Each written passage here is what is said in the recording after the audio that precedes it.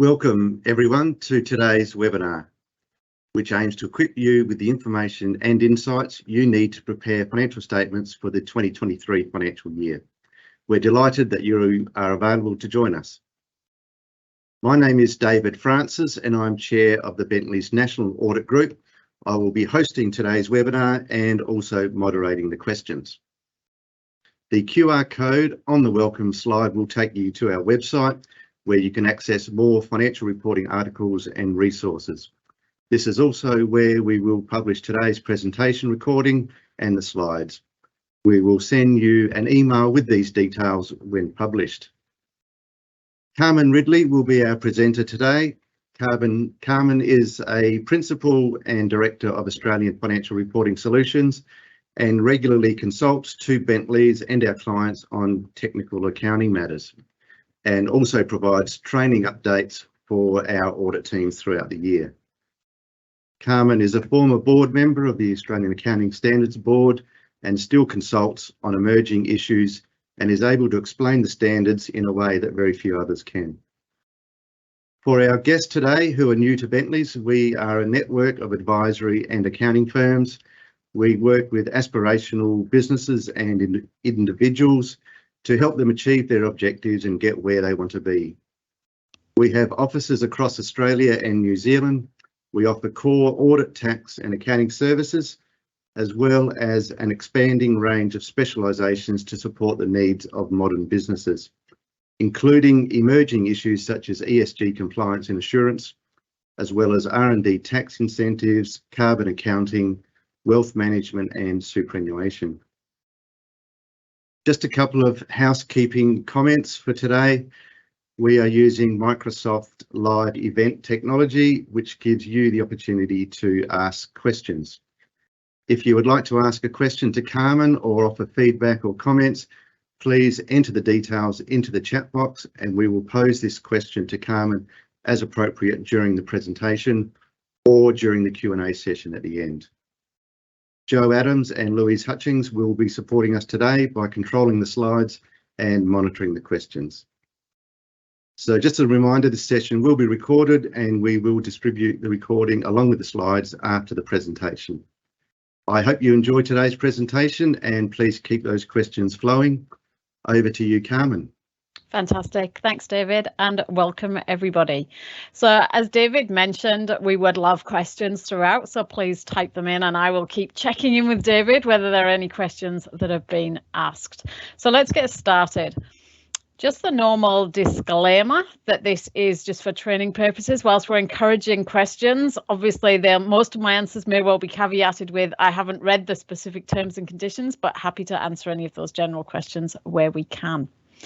So if we have a look at what we're going to cover today, the good news is that I am not here to announce that there is any major new accounting standards for you for 30 June 23. So I'm not announcing a new revenue or a new leasing standard, anything like that.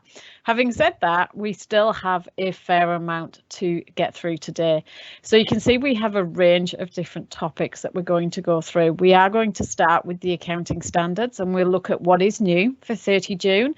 And also a couple of other standards that I think it's probably worth you thinking about. Some of them may have changes, some of them may not, but at least we need to have started considering it and documenting any impacts. We're then going to have a look at what the regulators have been up to. That is both ACNC and ASIC. We're then going to have a relatively depressing session. It is definitely not a cheery session, and it's about where we are in the current reporting season. And I will keep linking it back to what you need to think about from a financial reporting perspective when you are preparing your year-end financials. Then we're going to look at the topic of the minute, which is sustainability. Everybody is talking about being green. What does that mean for your financial reporting? And I guess more importantly, what are some of the things that the regulators have picked up on that we have to be very careful about what we're saying? We will leave time at the end for questions as well as encouraging questions throughout. So let's start with our accounting standards. If we look at the standards that are new for 30th of June 2023. As I said, there are no major standards. There's 2 new standards that are out that are effective. There are actually a couple more that I haven't got on the slide, and the reason that I haven't put those on is because all they do is move effective dates. So when we're just moving an effective date, I'm not going to talk through that standard. So hence, there is more than what I've got here, but these are the only ones that will have impact. The first is for our not-for-profit listeners. So you may remember in previous years, we have talked about a short-term narrow scope project that was being run by the AASB. And that was effectively to see if we could wave a magic wand and make life easier for you in respect of the revenue standards for not-for-profits. Is there something that could happen? We got a lot of issues back in that stakeholder consultation, and most of them couldn't be fixed by a quick magic wand wave. So consequently, we'll talk about what happened after that, but a couple of changes that did come through from that short-term narrow scope project. The first is an extra example has been added to AASB 15, and this deals with upfront fees. So in the not-for-profit sense, that could be a membership fee, a joining fee that you are paying. And it tells us how to account for that. Now, that hasn't actually changed within the standard, and there was a staff frequently asked question, a staff FAQ on this, but staff FAQs don't actually have any authority, and the staff FAQ was limited to a private school, or the scenario, I should say, was a private school. And the feedback that we got was that lots of people said, we're not a private school, that's not relevant for us. It was equally relevant. It was meant to illustrate the principle, but what the board decided to do is to add an extra example to AASB 15, which gives it the authority, and it is very sector neutral. So it doesn't talk about, are we a school, are we a golf club, are we a professional body? It tells us about the principle we have to consider for that. So it's worth having a look at, just to give some guidance if you do have any of those upfront fees. The second change in relation to that standard is to do with not-for-profits who have peppercorn or concessionary leases. So that's where the amount you pay under a lease is significantly less than fair value. Any of you who've got those leases will probably be familiar that back in 2018, the board introduced a temporary exemption that said you didn't have to fair value the right of use of those particular assets. Lots of people always kept asking me every time I talk to not-for-profits, when's that temporary exemption ending? Because it's going to be a nightmare when it does. What the board have agreed is they've amended the basis for conclusions to say that that exemption for not-for-profit private sector entities will be permanent as it can be. There's nothing stopping a board in 10 years' time coming and reversing that decision. But personally, I think it would be a very brave board that did that. So consequently, those of you who have got not-for-profits, who've got peppercorn or concessionary leases in that not-for-profit space, you can just keep recording them at the lease liability, which probably isn't very material. However, remember that you do have to disclose the extent of reliance on these concessionary leases. So that disclosure requirement is there. The next standard is a standard that is an international standard. And it's part of the International Board's Annual Improvements Project. Now, that isn't annual anymore, as you can see from the dates there. It's 2018 to 2020. And what this does, there is lots of different entities, lots of different jurisdictions using our international standards. So people find things that maybe don't make sense, or wording changes that haven't been updated, or references to old documents that haven't been updated. So the International Board just accumulate all those together and issue them as part of this annual improvements project. Now, I'm not going to talk through each of the amendments. I'm just going to pick on a couple of them, which I think might be most relevant to the listeners. The first is AASB 116, and what this says is if you have, it's generally plant and equipment that you have installed and it's not yet producing the thing that you want it to produce perfectly. I'm just looking around my desk. What can I use as an example? So let's use my stapler.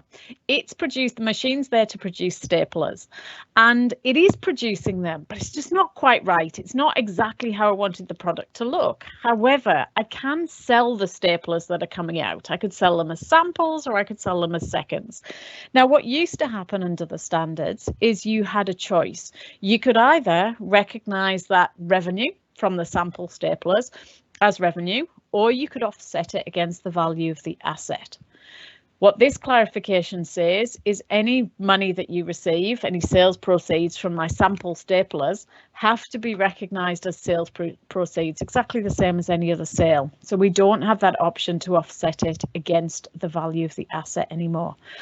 I didn't think this would affect very many entities, but within about a week of this being released, I had about 3 phone calls asking questions on it. So it obviously has more impact than I thought it would.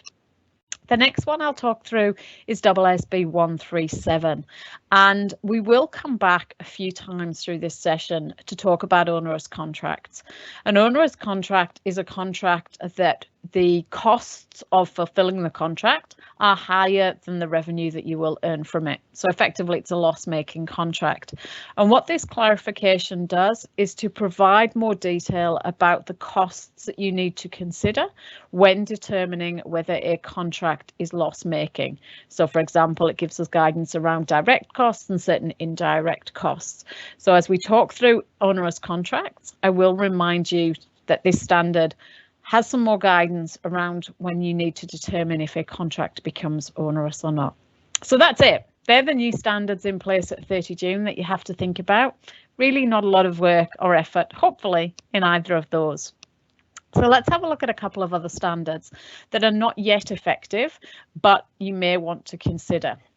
There's 2 reasons why I talk about standards that are not yet effective. First reason is it might be advantageous for you to early adopt it.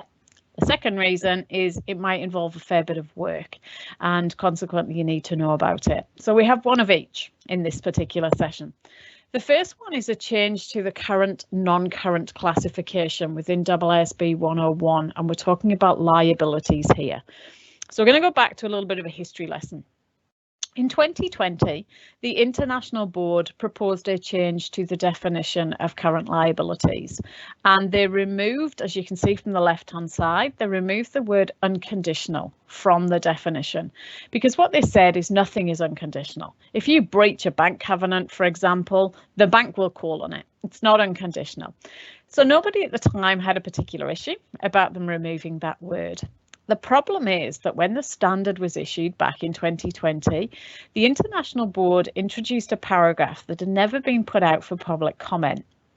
And that paragraph said something along the lines of, if you have a covenant that will be tested at a future date in the next 12 months, and you do not meet that covenant at the year end, even though it's not tested for 10 months, that whole loan will be classified as current. And I think we talked about this last year. There was uproar about this. People went back to the International Interpretations Committee and said it can't be what it's really meant. The International Interpretations Committee put out some examples. There was uproar on the examples. So finally, the International Interpretations Committee went back to the board and said, is this really what you mean? The board then re-looked at it, and at the end of 2022, we got an updated standard. So a standard that was updated for the 2020 version that never actually became effective. So you can see the reference numbers there with the effective date, 1st of January 2024. So for June year ends, that is 30 June 25. Why might this be attractive to early adopt? It's because of the decision tree I've got on the right hand side. So it talks about covenants or conditions, it refers to within the standard, and it's about looking to see what information that condition or covenant relates to. So let's take an example. We have to have a certain current ratio at 30 June, and we're a 30 June year end. So we look and we say, does the covenant relate to information on or before the reporting period? Yes, it does. So we go down the left hand side. Did we meet the covenant at 30 June? If we did, we do our normal current non-current split. If we didn't, we classify that loan as current. That's what we've always done in the past. The difference is my right hand side. So if, for example, that covenant is related to information at the 30th of October, then we answer no, that it's not on or before the reporting period, and we don't then assess whether we comply with that at the reporting date, so it's not relevant.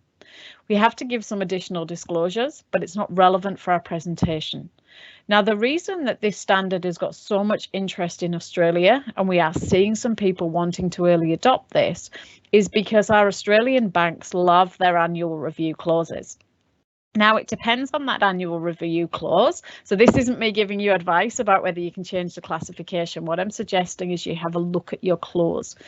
If your clause talks about we will review annually whether you've had a material adverse financial impact or whether there's a ratio that has declined or something like that at a date after the year end, and it's not relating to any information at the year end, you do not need to take into account that annual review clause for the purpose of assessing whether your loan is current or non-current. In the past, the existence of those annual review clauses has caused most loans to be classified as 100% current. We've seen a number of entities early adopt this at December, which meant that their balance sheet actually looks a lot healthier. So they've been able to do the normal current, non-current split. So my key message from this is if you do have any bank covenants, please have a look, see whether this standard will impact the classification and see whether it is worth early adopting it. Have a chat to your advisors if you aren't sure of the answer to that one. So that's the one that might be advantageous. If we move now on to the next one, AASB 17, insurance contracts. Now, many of you are probably sitting thinking exactly what those words at the top of the slide say. We're not an insurance entity. We don't have any insurance clients. Therefore, it doesn't affect us. Why is she even talking about this? We can just have a little rest for however long she's going to talk about this standard. To be honest, that's where I was. I was very much in that I don't have any insurance clients. Insurance contract accounting is really hard and I have no interest in it. So I've pretty much buried my head in the sand since the date this standard came out. Then lots of things kept hitting my inbox and I would read lots of different information about how this standard could have impacts for a number of non-insurance entities. So I figured I probably needed to do more research than me having my head stuck in the sand. So I have, hence the reason I'm talking about this and hence the reason I'm hoping that you do not switch off for the next part of this session. So AASB 17 deals with the contract, not the entity type. Now, for those of you still thinking we don't issue insurance contracts, not relevant for us. If we look at the type of things that the IASB think could be insurance contracts, you can see from the slide, we've got warranties, we've got fixed fee service contracts, we've got financial guarantee contracts. Many of you probably do issue those type of contracts. So all we're going to talk about today, I'm still not going to talk about insurance contract accounting because it's really hard and it's really complex. What we are going to talk about is how can we figure out if we are in the scope of this particular standard and therefore do we need to go away and do some more work. As you can see from the bottom of the slide, this standard becomes effective 31 December 23 year ends, 30 June 24. Anyone who is listening from the public sector, you have more time. So it doesn't kick in for you until 30 June 27. And that's because the AASB have issued some extra guidance in relation to public sector. And it was only issued in December last year. Consequently, more time was given.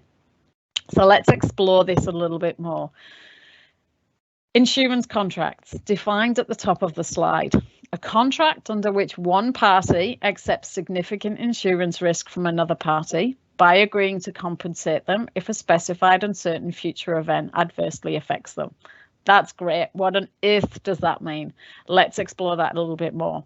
So if we look at step one, we firstly have to work out whether we've got a contract. Now we know from AASB 15 that a contract can be written, it can be verbal, or it can be implied. Generally in this space, I don't see a problem with identifying if we've got a contract. The only time I'm seeing this could be an issue is for customary business practice. So let's go back. I'm hunting around what else is on my desk. Let's go to a mobile phone. And we purchased a mobile and it's not actually warranted as such, but this little business or the business that I bought it from is known that if something goes wrong and I bring it back in, unless it's a major repair, they're probably going to repair it for free for me. So effectively, they've got that implied warranty. And that's what we just need to make sure we're capturing those as well. Step two, there has to be compensation to the policyholder for some uncertain future event. So something has to happen. And if that something happens, no matter how rare the something is, it's not about, is it going to happen? Is it not going to happen? Is it remote? It's just, it's uncertain. the policyholder will receive compensation. Now, the compensation could be that they receive cash, or it could be that, for example, in the mobile phone example, they'll fix the phone. So I get in-kind compensation. Step 3 is there has to be some sort of adverse impact on the policyholder. So, for example, if I took out a policy that said, if there is an earthquake in Melbourne, there was a couple of weeks ago that woke me up, if there is an earthquake in Melbourne, I will get some money for that. That's not an insurance contract because I don't suffer a loss if there was just randomly an earthquake in Melbourne. What I'm doing there is gambling. If, however, my policy said, if there is an earthquake in Melbourne and my property suffers damage from that, I can claim compensation. That's where I've got an adverse impact, and that's where I've got an insurable interest in the contract. Step 4 is the insurer. The entity who is issuing the insurance contract has to accept significant insurance risk. Now, if we look at what that means, insurance risk is actually defined as what it's not. It is not financial risk. So financial risk is any change in a variable such as an ASX index, a price, currency, anything at all that's to do with that is not insurance. So we're looking at effectively, can the insurer make a loss? If they were to model what's the worst case scenario, and they still would make a profit in their worst case scenario, they're not accepting significant insurance risk. So they have to be in a position that they could be loss making. There's a risk involved. What's significant? It's obviously not defined within the standard. We've got some judgment around that. So that's what we're looking at in respect of what's the definition of an insurance contract. Let's now explore a little bit more some of the exemptions within the standard. So the way that this standard works is it says any insurance contract is within the scope of AASB 17. However, once you're there, we might push you back out again because of an exemption. So if you're able to use any of these, it's really important to document that, yes, you probably do have an insurance contract and prima facie you're in 17, but we're jumping back out again because. And to be honest, our aim is to get back out if we possibly can, because as I've already mentioned a couple of times, insurance accounting is really hard. So let's have a look at these exemptions. The first one is the good news is that if we are holders of an insurance policy, which we all would be, we're not in the scope of this standard. So that's not relevant to us. It's only about the issuer of the contract. The next one, warranties. So we've talked about the issue of any warranties. If the warranty is provided by the manufacturer, the dealer, or the retailer in connection with the sale, they're exempt. So what does that mean? I go to Harvey Norman and I buy a new washing machine. And Harvey Norman say to me, would you like to buy a warranty related to that? Harvey Norman effectively run that warranty. If anything goes wrong, you call us here and Harvey Norman staff will be the ones who come out to purchase that, to fix it rather. That would be exempt because that's provided by the retailer in connection with the sale to me. If I go to Harvey Norman and I buy my washing machine and they say to me, would you like to buy an extended warranty? David's company is the one who will run the warranty. If anything goes wrong, you call David's company and David will send out his employees to fix my washing machine. In that instance, David will have to account for the warranty under AASB 17 because he's not exempt. He's not the manufacturer, the dealer or the retailer. He's the provider of the warranty. So that would be within the scope of 17. Third scenario, I go to Harvey Norman to buy my washing machine and they say to me, would you like to buy the extended warranty? And I say, no, thank you. And they say, no worries. Anytime in the next 12 months, you can come back and you can purchase the extended warranty. Is that within the scope? Judgment. Because is that connection with the sale? There is differing views about how much time needs to pass before it's not actually in connection with the sale. It's actually a separate transaction. So if that's what was happening, we'd need to do a bit more investigation. We'd need to develop an accounting policy. We'd need to see what we're seeing in the industry. So not all warranties are in, not all warranties are out. If you issue warranties, you need to make sure that you have considered AASB 17. The next one, financial guarantee contracts. So this is where I have said to a subsidiary or a different entity, I will guarantee the loan. So if you want to take out a bank loan and the bank won't give it to you unless you have a guarantee, well, I'll be that guarantee. If something goes horribly wrong, I'll provide it. They're exempt unless the entity who's issued the contract has explicitly stated that they believe that those contracts are insurance contracts and have previously accounted for them as such. I am not aware of any entity that I've ever dealt with who has explicitly stated that any financial guarantee is an insurance contract. If you are one of those entities, you are in the scope of 17. Otherwise, you're outside of the scope. If you have any contingent consideration that's either payable or receivable under the business combination standard. So I've purchased a business. If the business performs well, there might be some extra payments I have to make. Well, they're all outside of the scope of 17, although prima facie looks like they're in. The one that I'm getting, I guess, most interest in and people are spending most time analysing is to do with our fee for service contracts. So let's explore that a little bit more. Fixed fee service contract. The easiest example I can give you, and I know that we are all around Australia. I am in Melbourne, and in Melbourne we have the RACV. I know that you have RACQ, I think, in Queensland, NRMA in New South Wales. I don't know who it is in any other states. Apologies. So let's assume, and I'm going to use RACV because that's who I would use. So RACV provide roadside assistance. I can pay an amount of money each year, and every time I lock my keys in the car, I have a flat tire, I've got a flat battery, I can call them, they'll save the day, they'll get me back on my feet, back on the road. That's what we mean by a fixed fee service contract. So roadside assistance is the most obvious one because we can all relate to it, but have a think about within your organisation what you might have. They are prima facie insurance contracts. However, there are some exemptions. In order to be exempt from AASB 17 and to choose to apply AASB 15, our revenue standard, there are 3 criteria that we have to meet. They are and criteria, they are not or criteria. So the first one, the entity does not reflect a risk assessment in setting the price. So what that means is with my RACV, if all of us who are listening want to join, we are all offered the same price.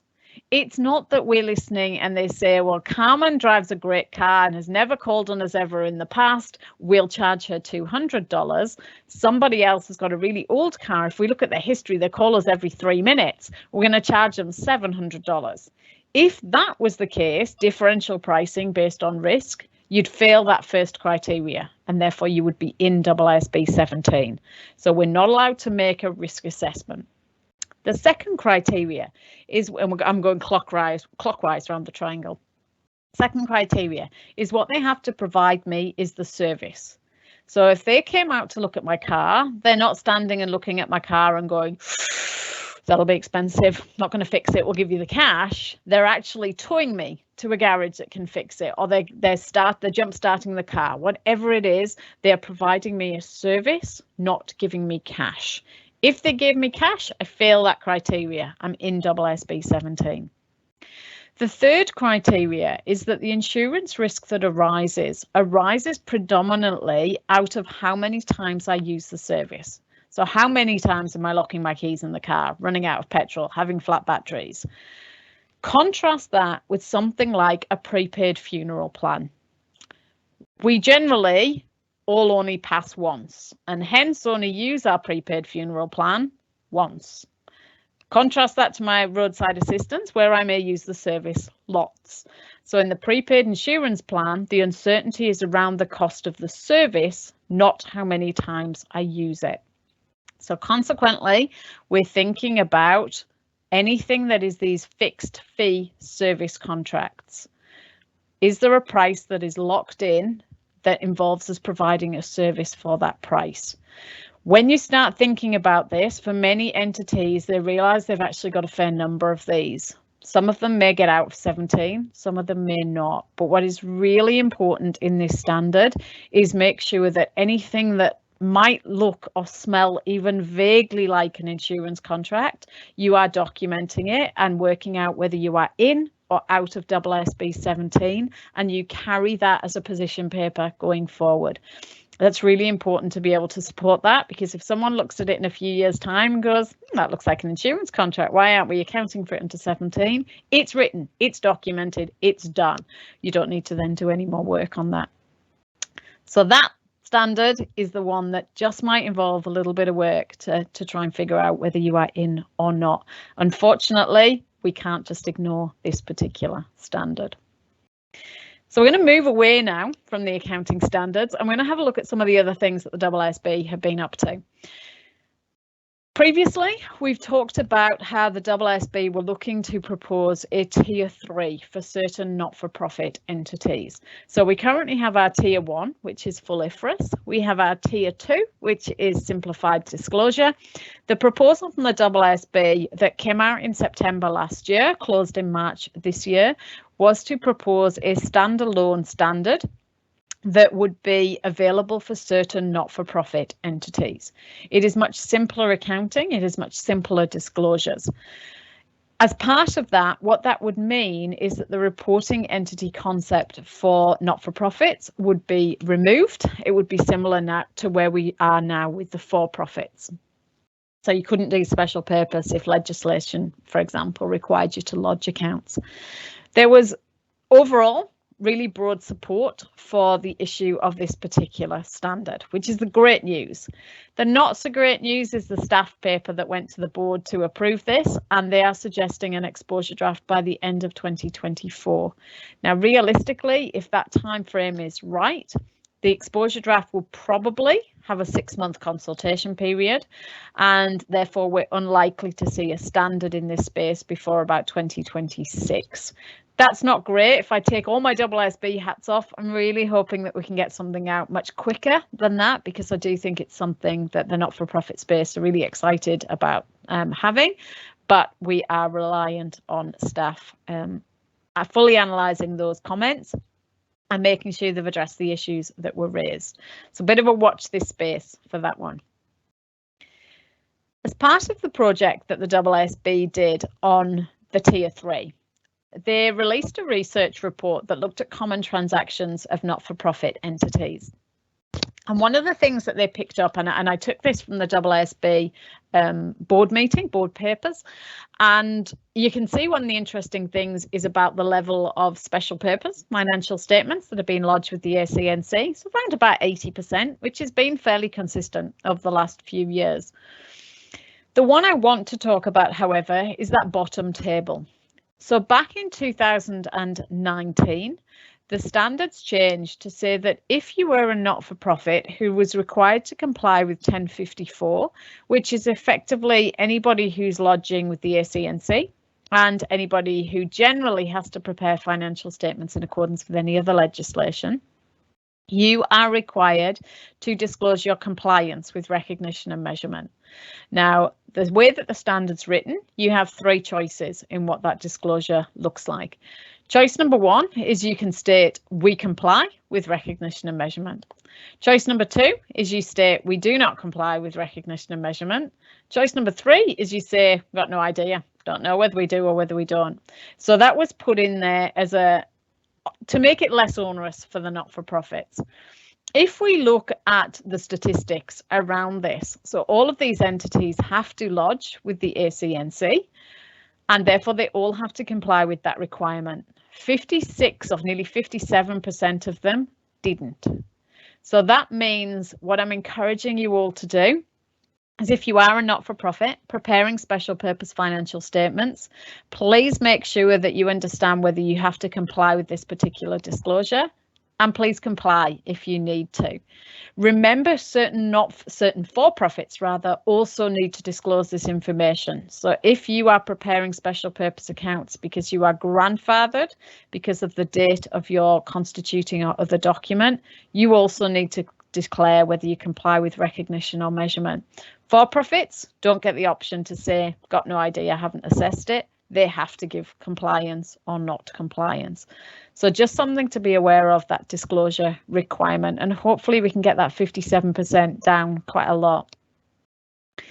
So if we move away, when I talked about the new standards, I talked about the short-term narrow scope project that had been done by the AASB, and said that there wasn't necessarily a magic wand they could wave really quickly. So what that's led to, and a project that was always going to take place, is it's called the post-implementation reviews. And this is the opportunity for the board to say, we issued some standards. Are those standards doing what we wanted them to do? Because you can sit around a board table, you can write the standards, but it's only when they've been out and been implemented that we actually know whether they're doing what they should be doing. So the AASB have undertaken the post-implementation review for certain domestic standards, and the reason that they're all not-for-profit is because it's the international board that do the post-implementation reviews for the main standards. The AASB just do it for their not-for-profit specific requirements. You would not be surprised to know, anyone in the not-for-profit space, that there was a significant number of issues raised around income. There was also a reasonable number issued around consolidation, particularly around how do you understand whether you control a not-for-profit entity when you might not have shares, etc. The comment period has ended, and I still have to admit I haven't read the board papers for the board meeting that is later this week. So the comments are currently being analysed. Again, this is a watch this space. So we may see some changes for the standards around this. We may not. We may see nothing happen. We may see some more education, but hopefully anybody who had issues around these have had the opportunity to raise them to the board. So that's it on the accounting standards. David, I'm going to throw to you to see if we have had any questions come through. Thanks, Carmen. No, none yet, but I might just pose one on the insurance contracts, if that's all right. Yeah. I know there's a lot of, well, not a lot, but there's a few entities that act as pooled insurance arrangements. I've seen it with religious organisations that organise insurance for all of the schools and aged care centres that sort of are linked to their religion.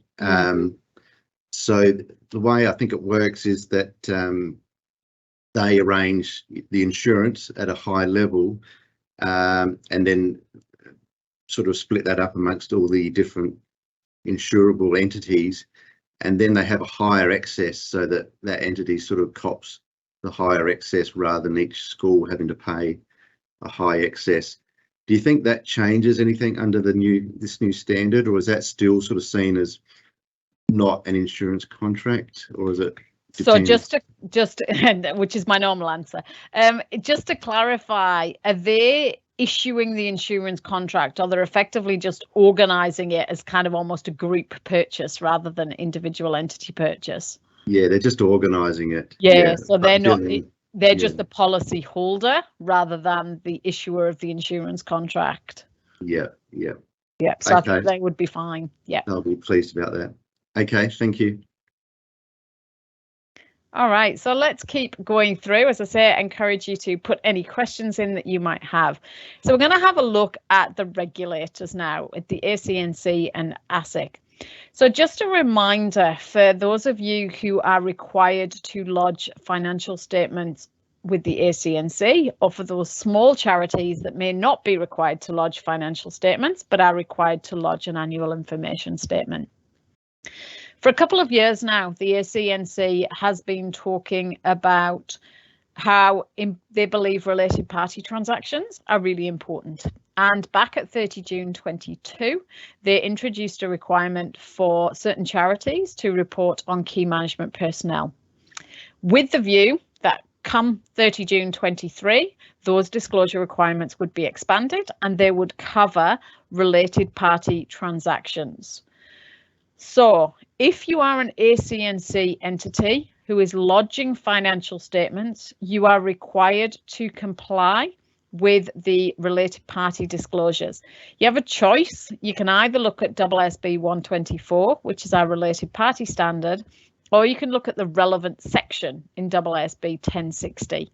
Effectively, they're identical. I would suggest you go to the related party section in 1060, only because it's worded slightly nicer, so it's a bit more plain English to understand. If you are small and do not lodge financial statements, you are still required to disclose related party information in your AIS, so nobody can get out of this. If you are doing general purpose accounts, you're already doing it, so you don't have a change. It's only the special purpose.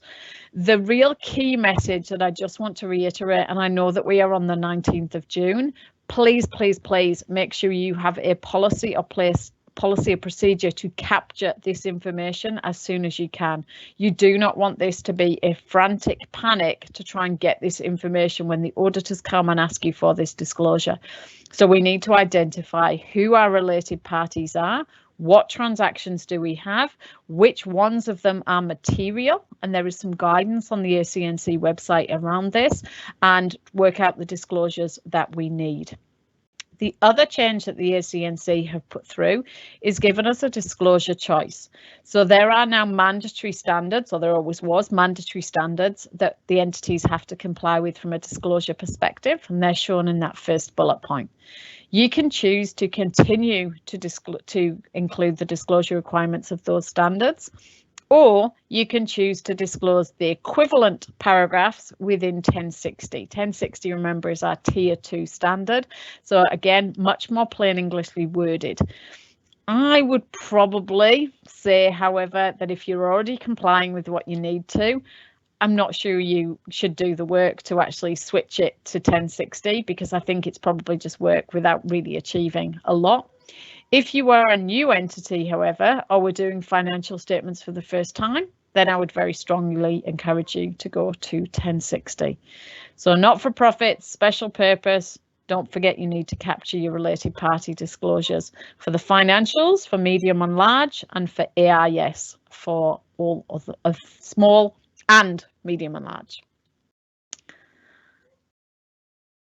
So let's move away from the ACNC and let's have a look at ASIC. So ASIC released their focus areas a couple of weeks ago now, and I've pulled the focus areas. They're not overly different from the ones from last year, but I pulled them because I guess in a way, the fact that they are not overly different is a bit sad, because it means that ASIC is still seeing exactly the same issues that are coming through.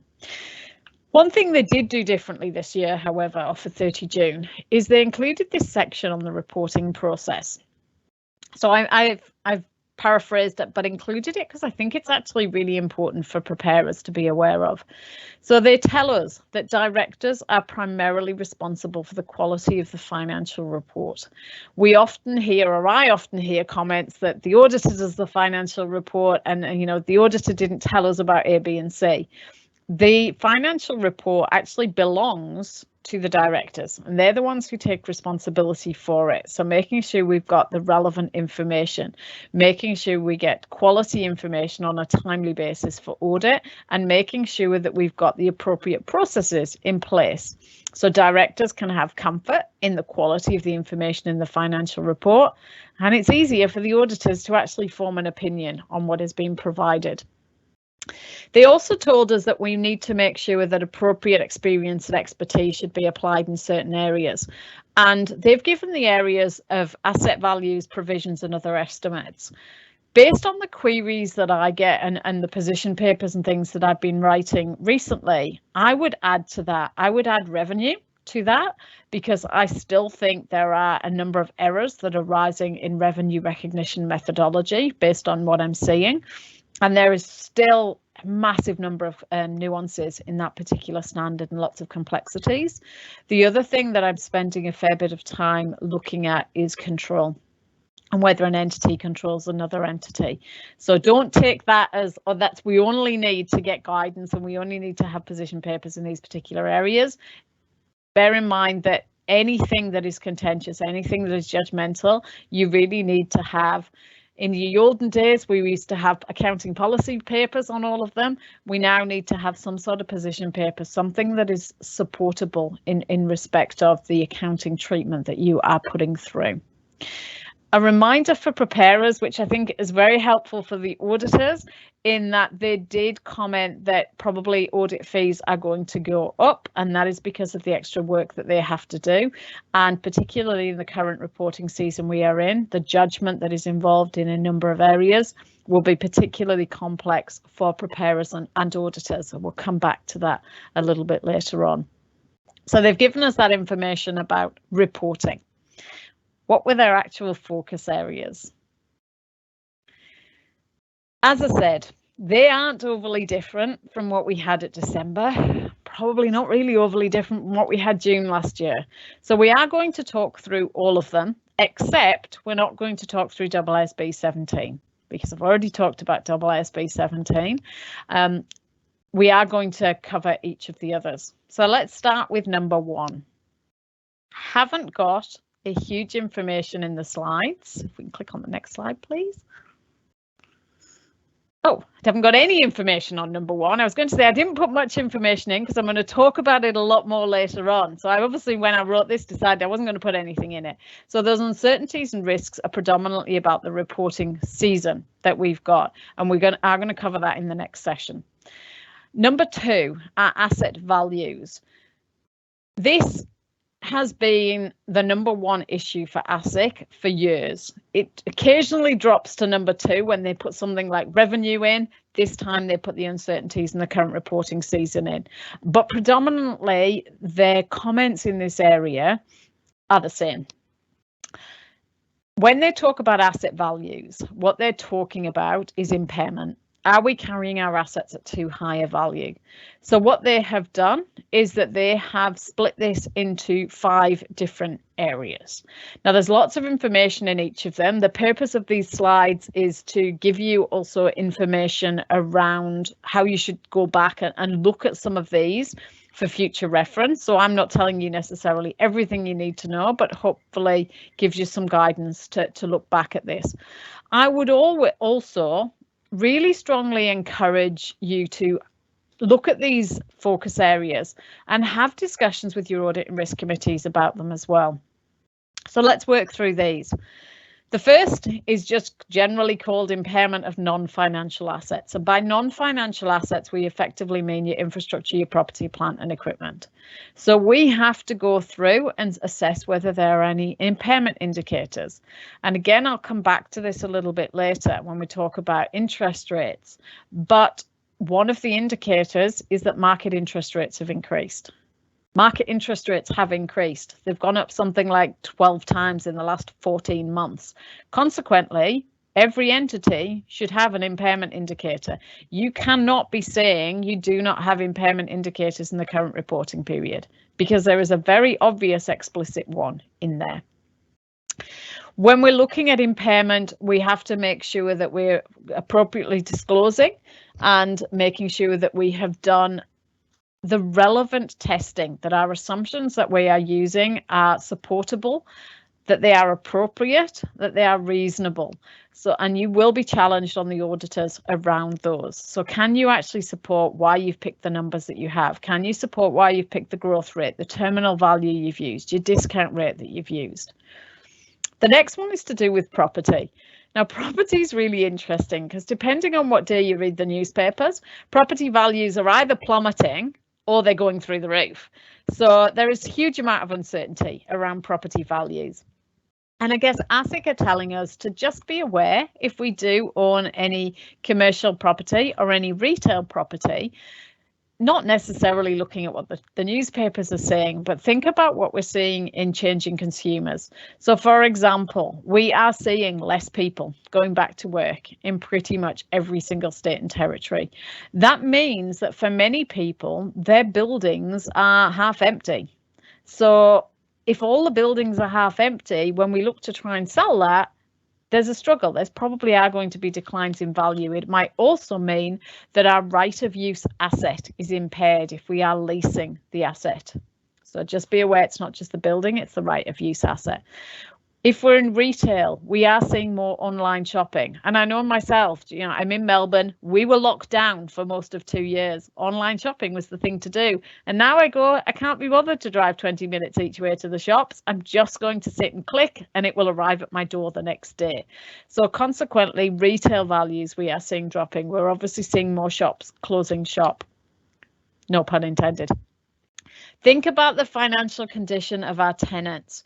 Interest rates are rising, therefore people are struggling to pay mortgages, people are struggling to pay bank loans. So consequently, are we going to see an increase in bad debt provisions? And again, we'll cover that later on this slide, but also a little bit later on. Expected credit losses is the fancy term for bad debt provisions in the new financial instrument standard. So again, think about who our counterparties are. If they are struggling to pay large loans or mortgages, depending on the service that we offer them, we may be the last people that they pay. So consequently, our expected credit losses may well be increasing. Even if we've reached a payment plan or installment plan with them, if we're looking at greater than 12 months to get that paid, then we still have an expected credit loss because of time value of money. Making sure that we actually understand whether our aging is correct. So just because it's spat out by the system doesn't necessarily mean it's right. Have we at least done some sense check on that? Financial asset classification. ASIC haven't at this point told us why they've put this in here. I was surprised because I generally see that there isn't a big issue around financial asset classification.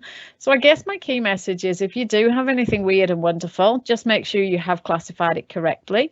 If you have equity instruments, make sure that you are putting the fair value movements through appropriately, whether you have classified it through P&L or through other comprehensive income. But at this stage, not sure exactly why ASIC have put this in. We haven't seen any misstatements in this area, so we may get to see some more information. Then they've just chucked in an other assets, which is pretty much think about everything else. So inventories, and again, I will talk about inventories a little bit later on, and net realizable value provisions. If you have currently recognised a deferred tax asset because you thought that you were going to be in a profit-making position, are you still thinking that? Is it in the foreseeable future that you would expect to utilise that particular asset?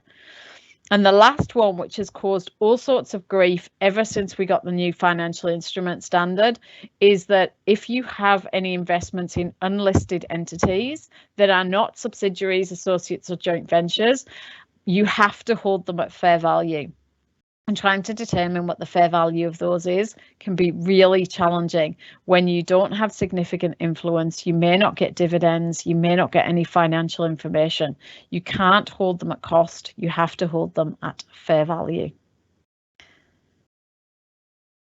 If we move now to number 5 and our disclosures, and we'll cover the ones I haven't covered off, so provisions and subsequent events, a little bit later on in the session.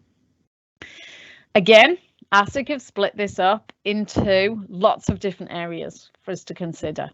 The key theme of each of these 5 areas is, are the disclosures specific? Are they relevant?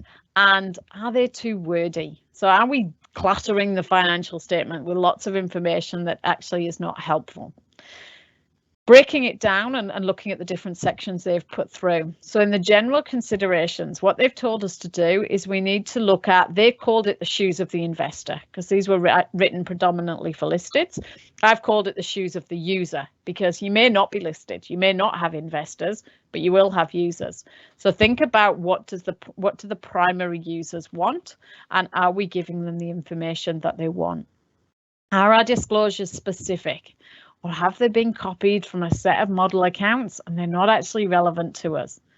What's changed from prior year? And have we talked about those changes? Have we disclosed them? Then if we move round, financial reports, uncertainties, assumptions, judgments will not be the same this year. And again, we'll talk about that a little bit later. The disclosures around these have to be stepped up. We need to be able to look at financial statements and understand why you've chosen what you've done. Current, non-current classification for assets and liabilities. We talked about that change for liabilities a little bit later on. sorry, a little bit earlier. Have we made sure that everything's appropriately classified? If any of you are listening from a listed entity, ASIC's flavour of the month is the operating and financial review. The disclosures around this, they are jumping on, and there are a significant number of entities who have been required to make changes to particularly the material business risks that are being disclosed. So I have seen letters that have been sent to entities that says they are not good enough, they need to be improved. Please explain why your material business risks disclosure is not more complete. So they're looking at, have you talked about your specific scenarios? Have you told the story? Have you considered the current economic climate? Have you considered things like cyber risk, climate risk? Have you talked about all those big macroeconomic risks, not just very, very narrow based risks? So please, please, please, I would strongly encourage you to have a read of what you put in last year, what you may have started drafting for this year, and make sure that you really is fairly substantial. You can have a look at the ASIC website and they will you'll show you the media releases that they've challenged entities on. A number of those have actually had to restate via ASX announcements. So have a look at those. They're a good place to look when you're looking at what is a good material business risk, because when you've had ASIC challenging you and you've had to rewrite it, your version 2 is generally pretty good. If you are presenting any non-IFRS information, again, it's mainly the listeds in this space. Make sure we're not presenting it in a misleading way. Our IFRS profit has to be the primary focus. And if we've got any half years, make sure that we have disclosed what's happened since December. Disclosures are often always the forgotten bit, the bit that's left until the end. Try not to do that. We can start preparing our financials this year. Then they've put together an other matters bit. They generally lump things in here that they see or they think could be issues. Off-balance sheet exposures goes in there every year, and that comes back to what I was talking about around control. Control and whether you control another entity causes concerns because people often rely on, well, it must be that I own 50.1%. It doesn't. It's nothing to do with your percentage ownership. It's all about whether you meet the definition within the accounting standards. So make sure that you've had a look. Have you understood which entities you control? Has anything different happened this year? Again, given the current economic climate that we will talk about next, it will be that certain entities may have gone into administration or liquidation, or we've picked up entities or we've become more involved in them because we're so reliant and our control decision might have changed. The second one is to do with Pillar 2 tax reforms. I will hold my hand up and say pretty much I know nothing about this. So David, if any questions come through on this, I'm struggling to answer these ones. So Pillar 2 tax reforms is to do with an international tax reform program that happened. It has been a very recent standard issued in Australia that deals with certain disclosures around this. If you are affected, I hope that you are aware that you are affected and know to consider this. If you are involved in a registered scheme, ASIC raised this last time, and it was around pooled interests where they believed that certain entities weren't necessarily recognising all of the interests. They were trying to push them out to the members rather than in the entity level. Then they've given us a reminder that grandfathering in the Corporations Act no longer exists. So in August last year, grandfathering was removed. Now that allowed entities to still prepare financial statements, still audit financial statements, but they did not have to lodge them if they met certain criteria. That grandfathering was scrapped.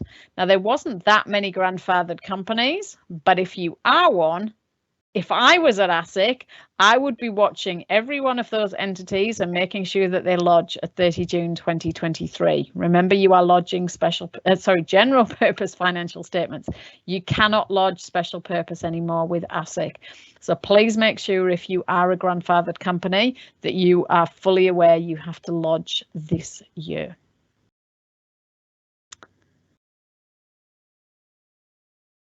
Often I spend a lot of time talking in detail about the restatements. I'm not going to do that this time because we've got lots of other things to talk about. But I did want to let you know that in 2023, ASIC have been fairly active around this. So I've got the funny little references that are at the beginning of each of the entity names are the media releases. So you're very welcome to have a look at those. Doesn't necessarily give huge information. It varies depending on the media release. But if we just talk about the general themed topic, generally impairment is the one that we see the most misstatements in there or restatements. And you can see that we've got some there. The first one is to do with expected credit loss. The second one was to do with an entity who was listed, who had used the market capitalisation for fair value, which ASIC did not believe was in accordance with AASB 136. And the last one was they had an indicator that was that their market capitalisation was less than net assets and they had not done impairment testing. So ASIC pointed out to them that that was an impairment indicator and they were required to do impairment testing. In respect of the number 2, Star Entertainment Group, I'm sure a number of you are familiar that they are being currently investigated by AUSTRAC. There was no provision in their financial statements around any potential AUSTRAC fine or penalty. They now have a relatively significant provision in there with some fairly substantial notes about the uncertainties around that provision. IDP was about disclosure of contingent liabilities. Didn't actually affect the reported numbers, and it's one of the first restatements that I've seen that didn't impact the numbers. It was purely around additional disclosures in the contingent liabilities that needed to go through. If we move over to revenue, I'm surprised there isn't more revenue restatements because certainly in the work that I do, I see a fair number of errors in respect of revenue recognition. This one was where an entity had recognised revenue arising from effectively issuing of loans and they'd recognised it up front, whereas under the financial instrument standard, it should have been recognised as part of the effective interest rate. And then the last 2 are to do with non-IFRS measures that were reported in an inappropriate way, not in accordance with the ASIC's regulatory guide. So again, if any of those are relevant to you, encourage you to have a read of them to see what the corporate regulator is picking up, and that then flows through to the focus areas that they've got. But that's it on the regulatory activity. Again, David, I will flick to you to see if we have any questions have come through. No, still no questions, Carmen. So if anyone does have any, please put them in the chat box and we will ask them. This is your opportunity to ask the expert. Thank you. Fantastic. All right. So we will now move on to our quite sad and depressing section, but it's something that we have to talk about. So let's get through it and see why we need to consider this. We are at the moment probably in a bit of a perfect storm. So our current economic environment, as you can see from the slides, it's not overly cheery. There's not a lot of good, happy things on this particular slide. Possibly the bottom right, where there's more meetings and flexible working arrangements. So in the past, you know, we would have had to get off our seats at home and wander into the office. We're seeing much more flexible working arrangements, much more virtual meetings in respect of that. But there is impacts for the likes of, as I've said, impairment of right of use assets, etc. Otherwise, I'm not going to talk through all of these in detail. There are some that I'm going to pick on the next few slides. You can all read them as well as I can, but I just want to talk about some before I move on. Wages underpayment. Every couple of days, we see another entity has been pinged for wages underpayment. And we're talking big entities and little entities. There was a recent one that was pinged for underpayment of long service leave. So it is not just wages that we're seeing, we're also seeing leave provisions. If you have not done a review of your payroll system and make sure that the information that you have got in there is correct, I would strongly suggest that you do it. You are much better off finding it yourself than having somebody else find it and it being published in the media, so Fair Work, etc. You don't want them coming in and looking at that. If you have people on awards, if you have lots of casuals, that seems to be higher risk in relation to this. So big risk that entities are facing, strongly encourage everybody to have a look at that. In respect of climate change, we are going to talk about sustainability and how we need to consider that as part of the financial statements. Supply chain, there are still a massive number of challenges around supply chain. I was talking to some people the other day and saying that from what my understanding is, freight charges have dropped, which is good news.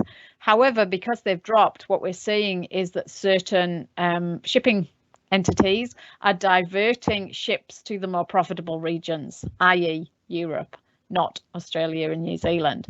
So consequently, there are still delays in things getting to Australia because of diversion of ships. And one of the people I was speaking to, he said, well, I'm not seeing that. He said, we're seeing the lead times are pretty much where they were pre-COVID. And I said, well, the only reason that I've heard that that's happening is if people are buying probably way more than what they need in order to fill a container or fill more than a container. And he said, yeah, okay, that's where we are. He said, we're having to purchase much more than we need to in order to try and get the shipping companies to actually bring here. So still seeing definite supply chain challenges, which causes issues, obviously, in a number of different financial statement areas. I'm not specifically going to talk through any of the others on this slide. I am going to talk about geopolitical risks, inflation and interest rates on the next few. I never thought I would ever write a slide in a financial reporting training session that was headed up geopolitical risks. But unfortunately, we are in this environment that we really need to do this. ASIO has for the first time said that our most significant domestic security risk is the risk of espionage and foreign interference. It is not terrorism. Now that has an impact for every entity, because what that means is that there are countries, foreign countries, who are trying to get into the systems of Australian entities. And we have seen a huge number of cyber attacks that have been happening recently.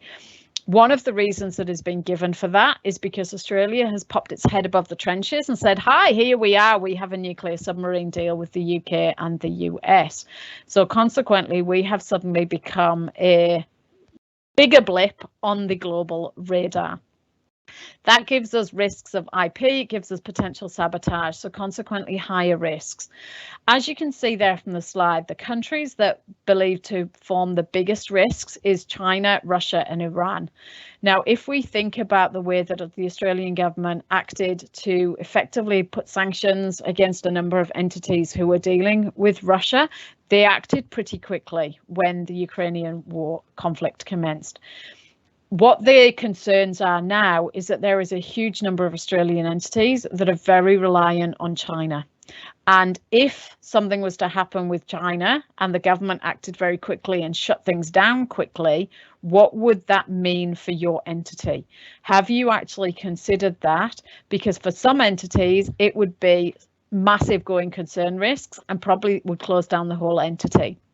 So have we started thinking about that? I talked about listed entities that had to disclose material business risks. This is a big material business risk because it will have a direct impact on the financial statements. Larger entities greater than 100 million are now having to report on modern slavery.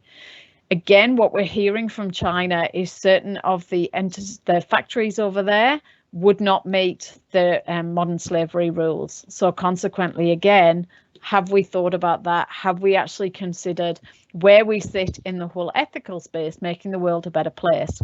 Even if you are not an entity who is required to report on that, if you are an entity who has a competitor who is required to report on it, all it needs is users, whether that's customers, suppliers, the banks, government grants, whoever it is, to say that information is quite interesting. Why hasn't that entity put it in?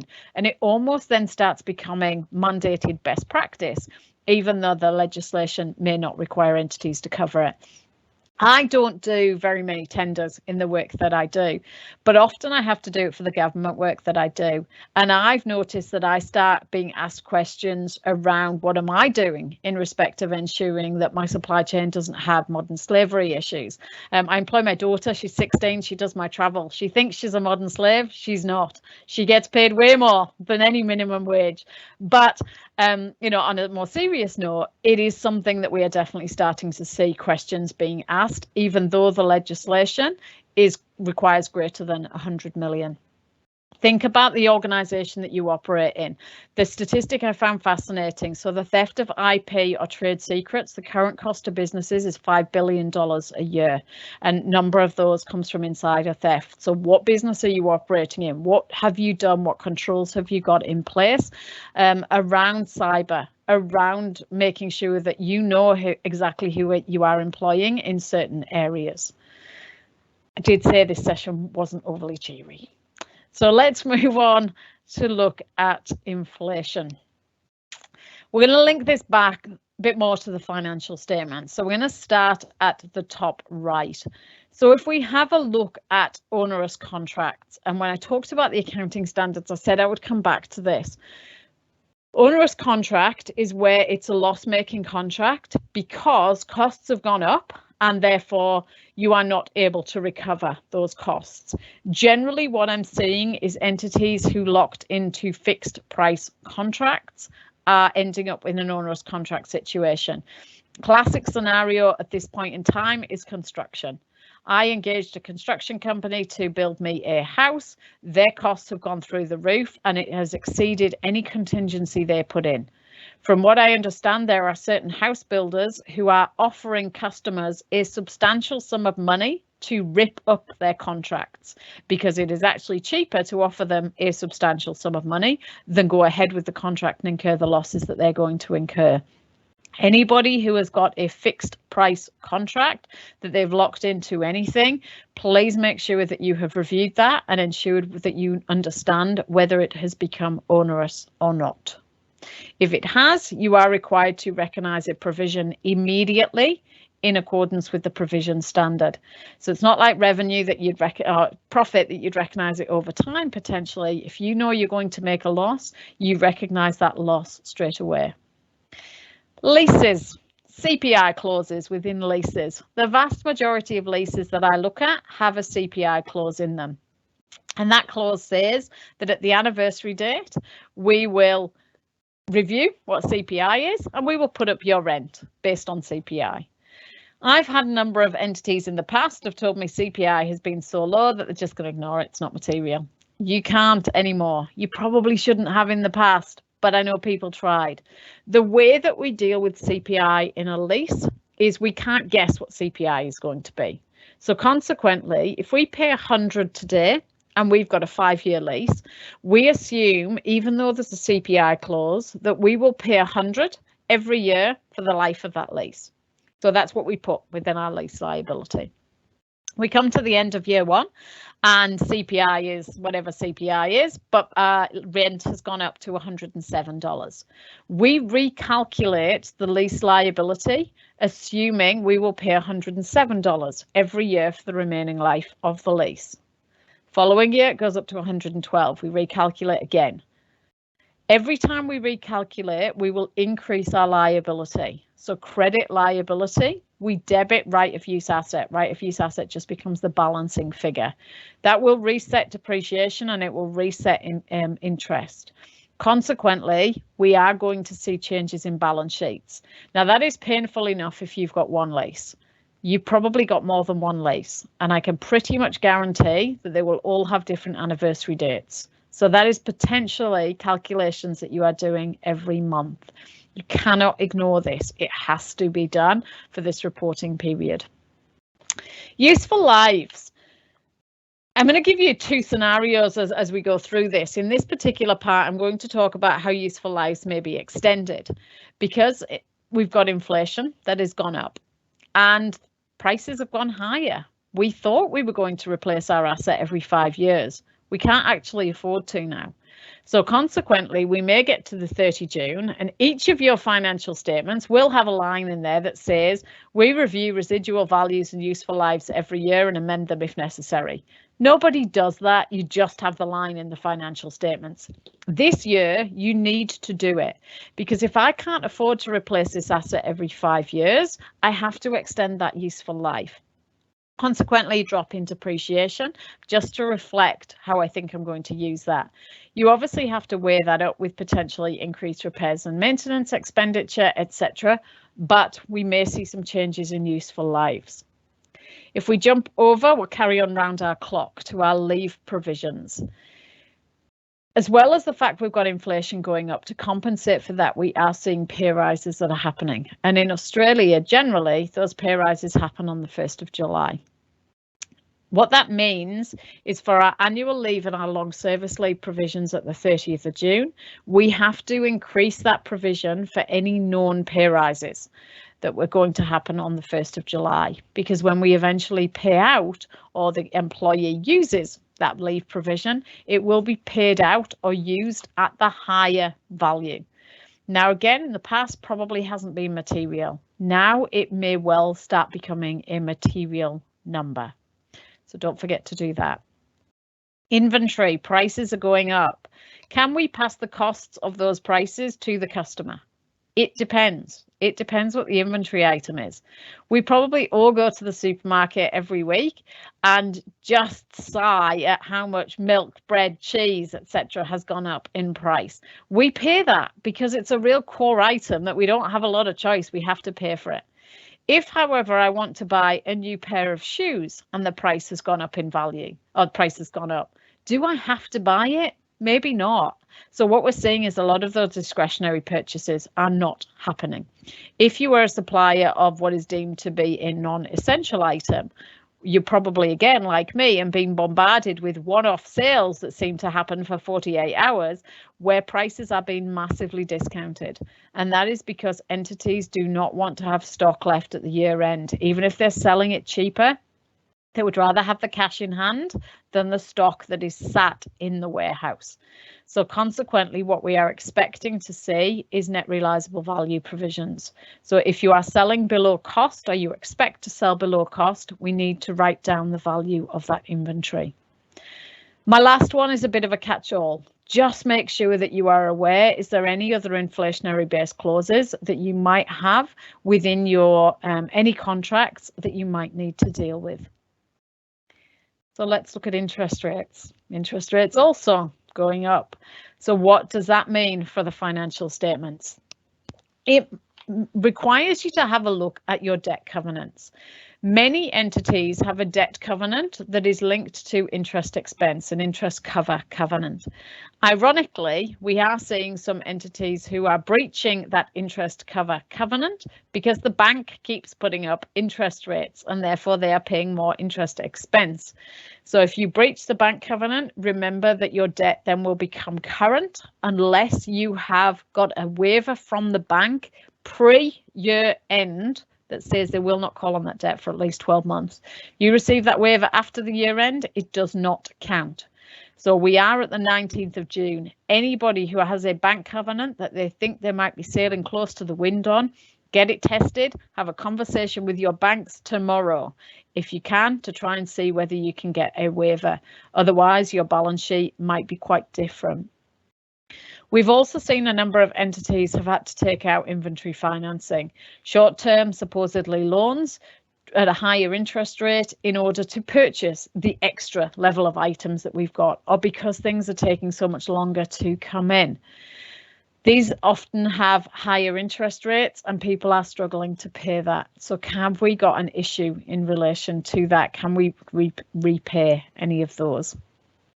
Impairment I've talked about already. I've talked about the fact that the increasing interest rates is an impairment indicator.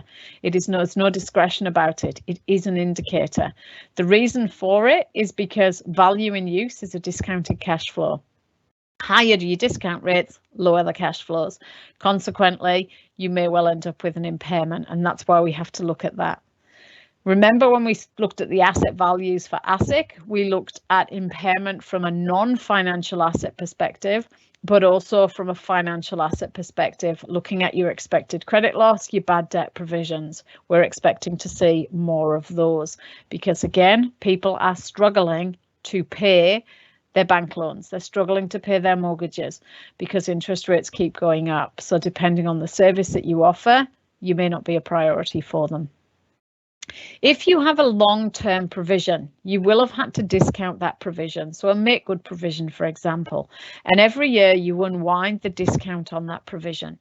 As you are unwinding it at a higher interest rate, higher discount rate, that will mean that you have higher provisions that you are recording and higher interest expense, because remember, the unwinding of a discount is included within finance costs, which goes back to my first point about make sure you understand what your debt covenants are. Leases pops up everywhere. The incremental borrowing rate on a lease is not changed unless you change the lease. We are seeing a huge number of changes to leases at the moment because people realize they don't need as much floor space as they do. They thought that they were going to have the lease for 5 + 5 + 5 years. They're not now. They've decided that they're going to stop it early. So every time we change a lease, we have to then change the discount rate. If we change the discount rate, it will be higher, which will mean you will have a lower lease liability. Sounds great, lowered my lease liability. However, what it does mean is higher interest expense. If I go back to my first point on this slide again, thinking about those debt covenants, it's not just what interest you're paying on your loans, it's the unwinding of the discount on provisions, and it's your leases as well. So this current environment is going to cause challenges in the financial reporting space.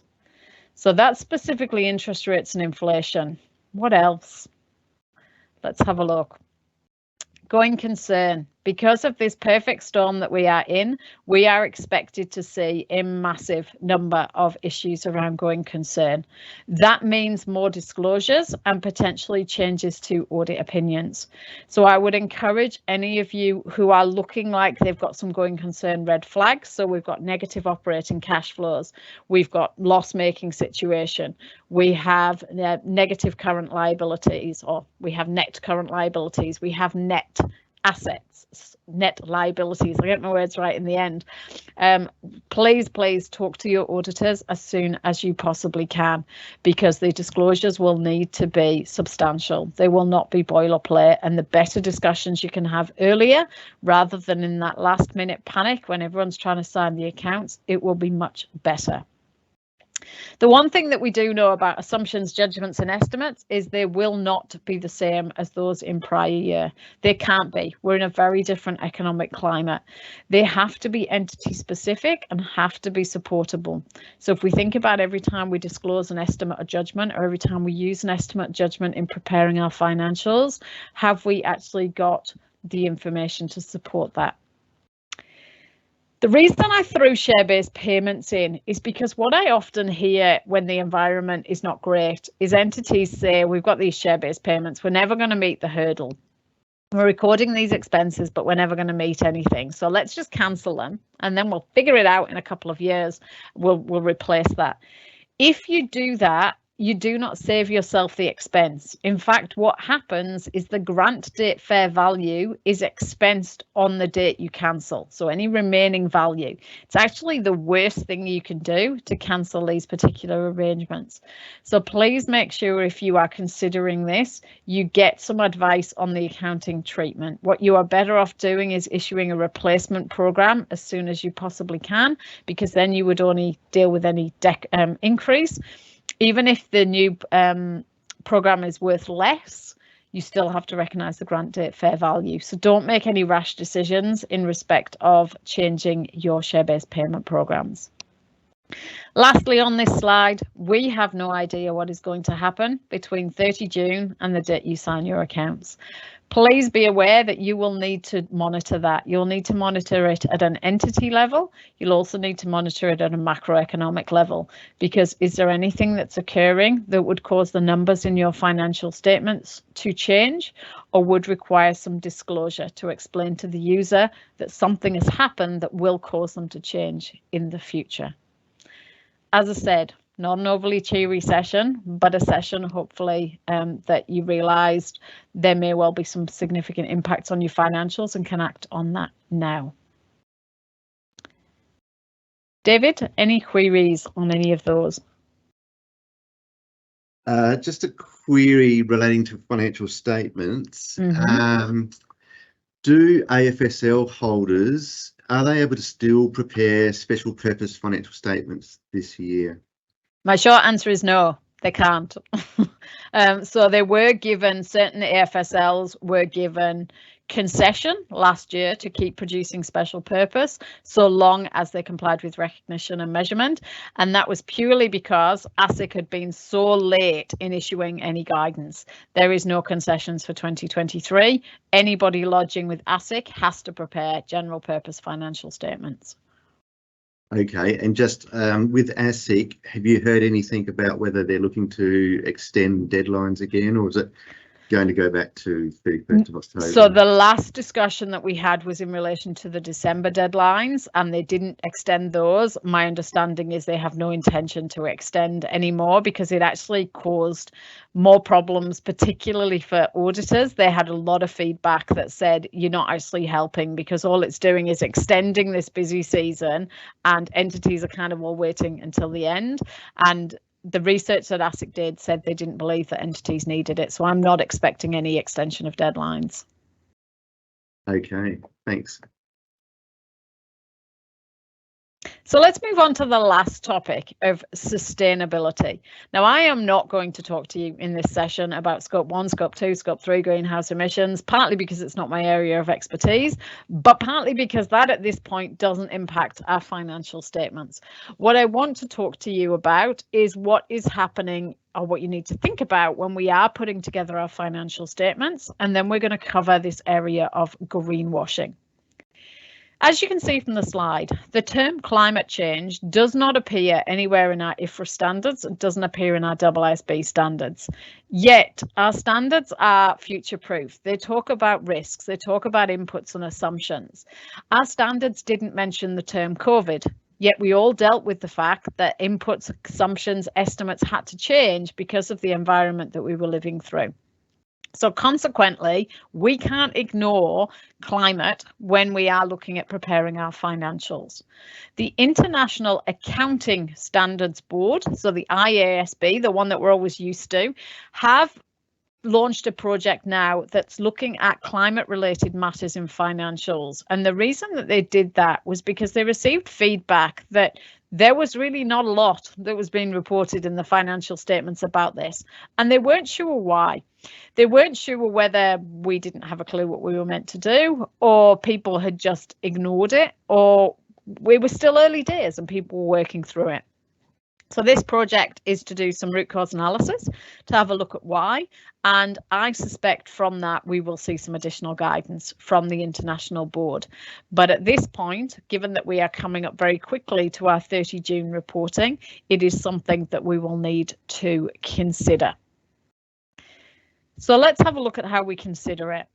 I pulled this from an Accounting Standards Board and an Auditing Standards Board document that was issued a couple of years ago now. And it was partly to deal with how do we assess materiality when we're talking about these big macroeconomic risks. It was very specifically written for climate. However, it is equally applicable to every other risk that exists.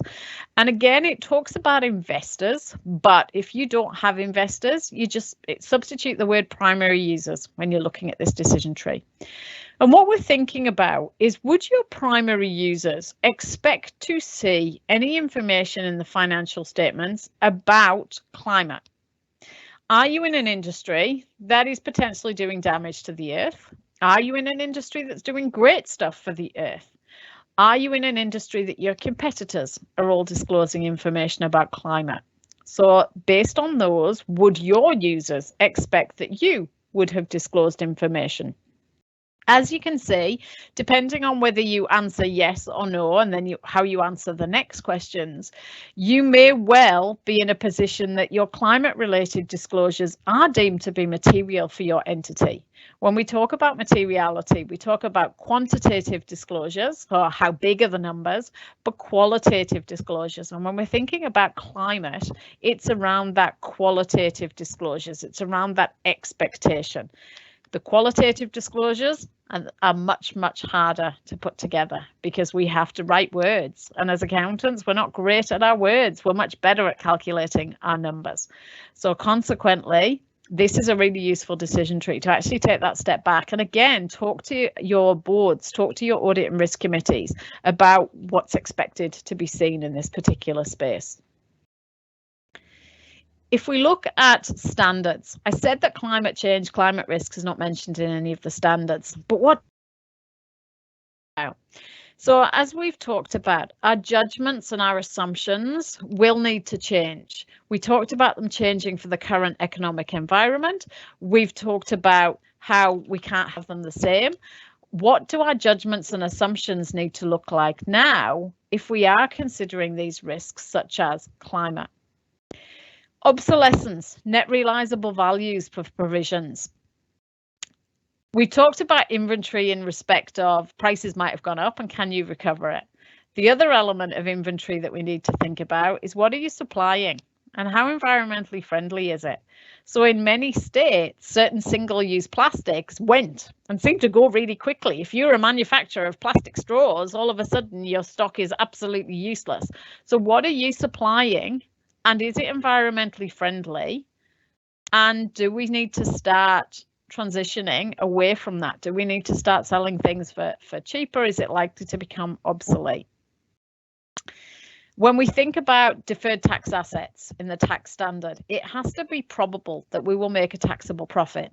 Again, depending on what we do and how much we might need to spend in order to comply with some of the modern slavery rules, the cyber potential rules, the better emission standards. Are we still likely to be making profit? Are we still likely to be able to recover our deferred tax assets? Or do we need to write some of them back off again? If we are having to spend money to try and come up with a more sustainable solution, is that research or is it development? Remember that if it's research, we have to expense it immediately. You might get a tax offset, doesn't matter for accounting purposes. We have to always expense research. Development, we may be able to capitalize. Depends if it meets certain criteria. I said earlier that we talked about useful lives that might be extended because you can't afford to replace the asset. In this instance, we might have useful lives that are shorter. Because if you've got something that is not very environmentally friendly, you may not be able to use it for the next 10 years because the rules, the regulations may change around that. So is the estimate of the useful life that we got still appropriate? Impairment, thinking about our inputs and our assumptions, and we'll see an example of that a little bit later on. Provisions, onerous contracts. Do we need any provisions for anything that we've done? One of the rules around recognition of provisions is that we have a present obligation as a result of a past event. And when we talk about the present obligation, it can be a legal obligation or it can be a constructive obligation. A constructive obligation is something that, because of the actions that we've done, we've created a valid expectation that we will do some. I suspect we will end up seeing a number of these constructive obligations in this green space because we've got more entities putting out policies about how they will clean up any damage that they've done, even though legally they may not be allowed to do that. So if any damage is done, they will have this constructive obligation. Do we need to close down certain elements of our business, and will that lead to any restructuring provisions? From a financial instrument perspective, interestingly, we're seeing a number of instruments where the interest rate that you are charged is linked to how green you are. The greener you are, the lower the interest rate is going to be. So if that sounds attractive to you, well, obviously there's then issues around making yourself as green as possible, but also how do you monitor that and the costs associated with that. If we have anything held at fair value, remember fair value is based on what these hypothetical market participants will do. These people might have an awareness that because of what you're doing, the fair value of the asset is not what we thought it should be. Or it might be worth more if it's a super green asset that we're looking at. So again, we're thinking about those standards that don't talk about climate risk, but you can see how we need to consider them in the work that we do. So if we think about what we're disclosing in the financial statements, and one of my favourite statements in this space is that users don't expect perfection, but they do expect honesty, and it's around transparency. So we had an airport that disclosed that they were net zero. Amazing, great achievement.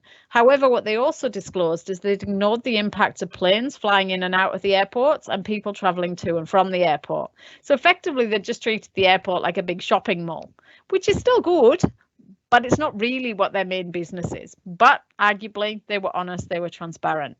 When we talked about the inputs that we use and thinking about whether they are still realistic, there was 2 oil and gas entities. The first one assumed business as usual in respect of price and volume and had no impairment. The second one said, given the current climate that we are in, we probably need to assume there will be a decline in price and a decline in demand. They had an impairment. Now, prima facie, it looks like the first entity is doing better than the second entity. But is it appropriate? Was it reasonable, the assumptions that were used? So very much thinking about what have we disclosed? Are we making sense? And is it supportable, given the risks that we are facing? So that's from the financial statement side on what we need to look at. If we move on now to greenwashing and what we're actually seeing in this space. If we look at what greenwashing is, at this point, there is no universal definition of it. So I've pulled 2 definitions. The first is the Wikipedia definition. The second one is the ASIC definition. I think the interesting thing about the ASIC definition is the second bullet point within there, or the first bullet point within the ASIC definition. Greenwashing is not limited to environmental claims, but extends to misleading ethical propositions.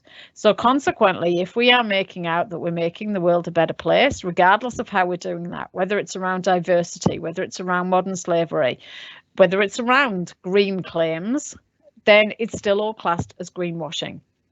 What we have to be very careful with as finance people is we're very conscious about what we put in our financial statements. We know it has to be audited. When we start getting into potentially our marketing people or the people who look after our social media, they're potentially not so aware of what information that we are disclosing. Now, whilst the annual report itself isn't necessarily audited, the auditors will look at it in consistency. The auditors aren't looking necessarily at your ASIC investor presentations or your media releases or your social media. All of that stuff is up for being done for greenwashing, and we'll see some examples of that going forward. So we have to be very, very careful about if you are talking about your green credentials or your ethical propositions, it is absolutely supportable, regardless of where it is included. So let's have a look at what we're seeing. So if we move on, we'll first start with ASIC. Now, the way that ASIC started approaching the greenwashing was that they looked at, or they didn't just look at it, they issued infringement notices. Infringement notice is effectively a fine. ASIC are always very clear in the media release that they issue that payment of a fine is not an admission of guilt. Now, there's 2 ways you can look at that. You can look at it cynically by saying, why would you pay the fine if you weren't guilty? However, the other side of it is the amount of money that would be to fight these claims would be substantial. And as we can see from the amounts on the infringement notices, the amounts aren't necessarily huge. So let's look at what we're seeing, and I've split it into energy companies and financial institutions. Now, whilst you may not operate in any of these spaces, you can see the type of thing that is being picked up on. Both of these entities, in an ASX announcement, announced that they were effectively setting up new plants. and those plants would be net zero or carbon neutral. Terminology is effectively the same. In both of those cases, ASIC were concerned that the entity could not actually support that representation. In order to make that statement, you have to have a pretty detailed plan to be able to do that. You have to have done a fair bit of analysis about what you are producing and how that is going to be reduced to net zero. So both of these energy companies received infringement notices and paid those fines. The next three are financial institutions. Now, whilst again, many of you listening may not be a financial institution, it's about the words that are used. So the first one, Vanguard's Investment, their headline was effectively tobacco is bad, because what they said was we will not invest in any company who is involved in significant tobacco manufacture. So that was their headline. When ASIC reviewed the fine print of this particular investment product, it said, we're actually okay with anyone who sells tobacco, we're just not investing in anyone who manufactures it. So ASIC's comment was, your headline doesn't match your fine print effectively. So making sure that everything we're saying is supportable. Next one.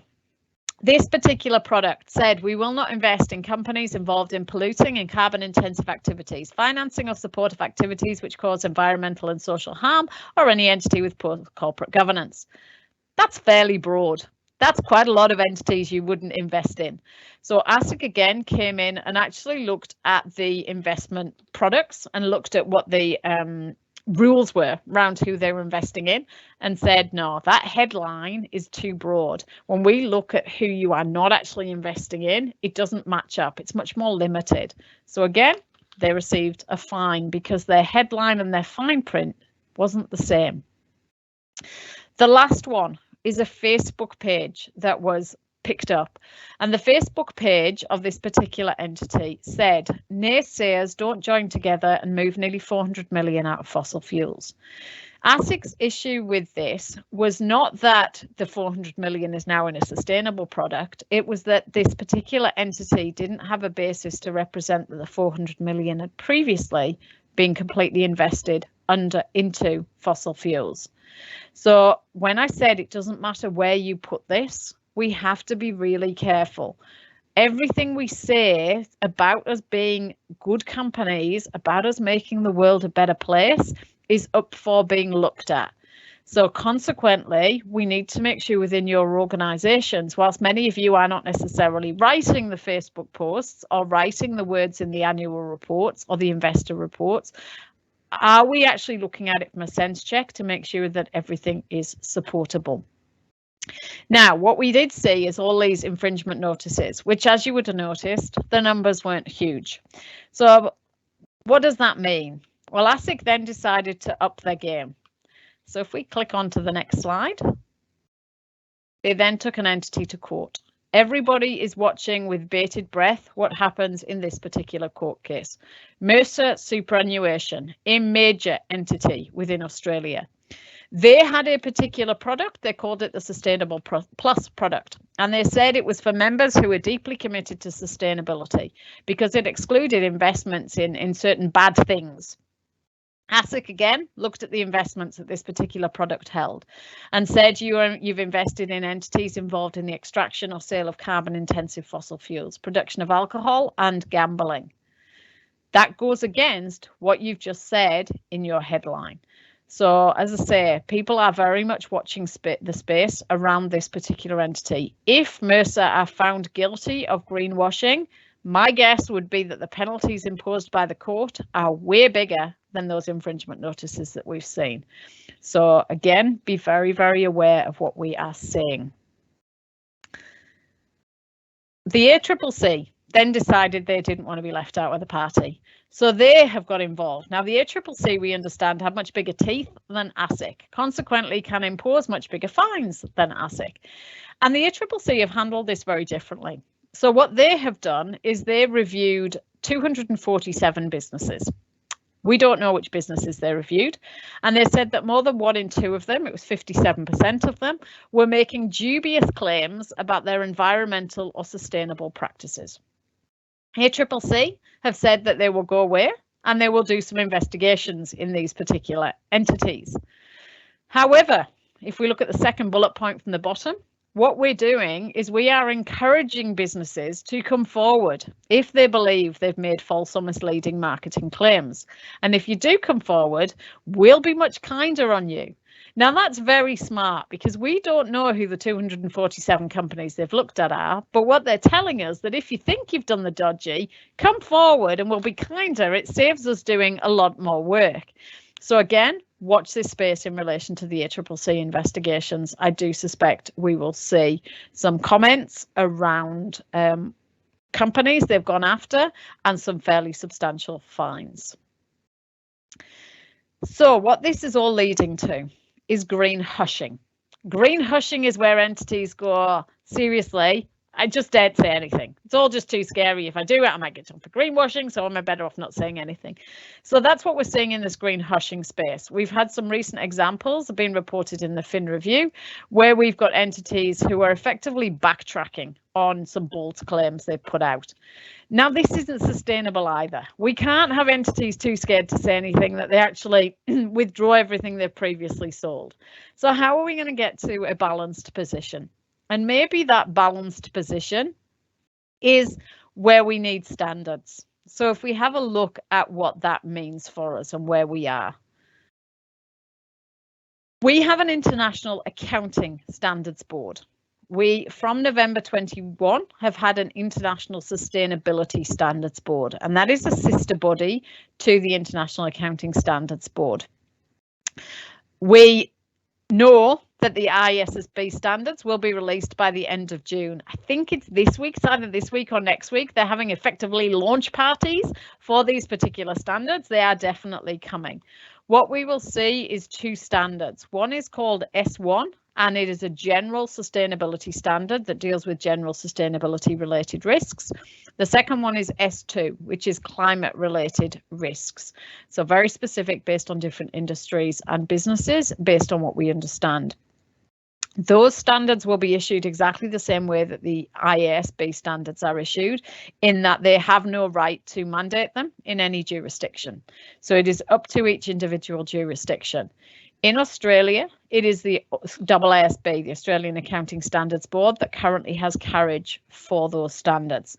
In every meeting, they are tracking what is happening in the sustainability space, not just with the ISSB, but also the International Public Sector Accounting Standards Board.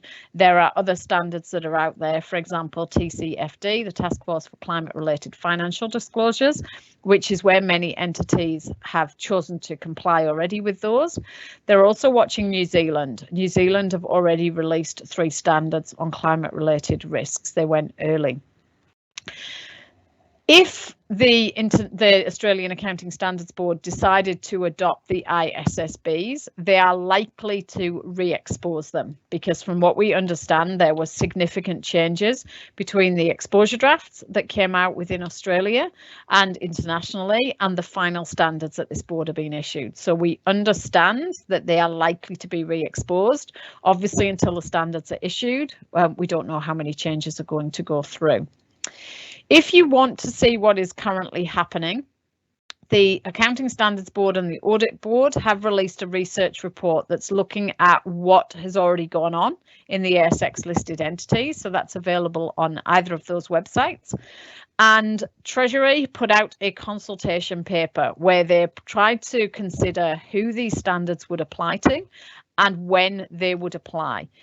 That consultation paper comment period has ended. We have not yet heard anything back. I suspect what we will end up seeing in the first instance is potentially large listeds, and we don't know what that means, and financial institutions, but it may well be that it almost becomes mandated best practice because everybody expects to see it. So very much a watch this space. I can sit here today on the 19th of June 2023 and say there is no mandatory climate reporting in Australia.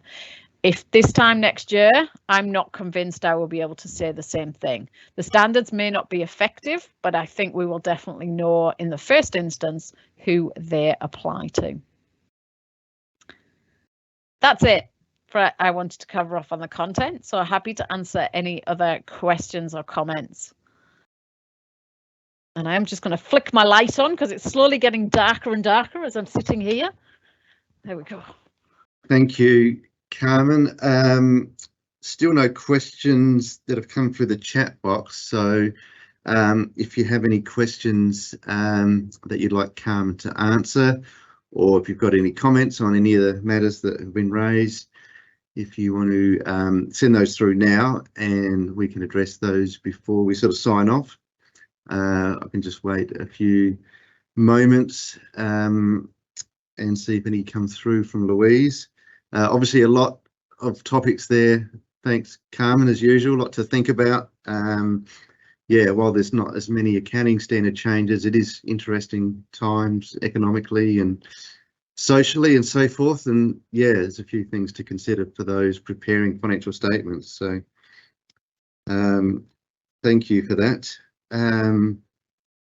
Still no questions coming through, so I might close off, I guess. So thank you again, Carmen, for those insights and lots to think about, I'm sure.